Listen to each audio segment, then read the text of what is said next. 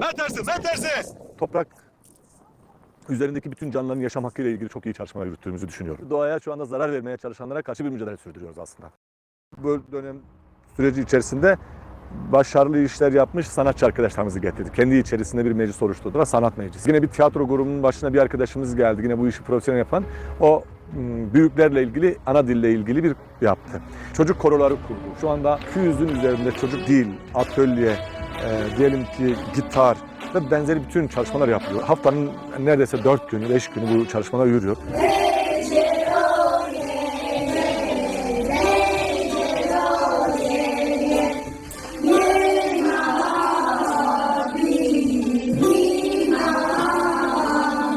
Ana dilini hiç bilmeyen çocuklar şimdi müzik üzerinde, müzik araçları üzerinde ana dil öğrenmeye başladı. Tiyatrolarla dilini geliştirmeye başladı.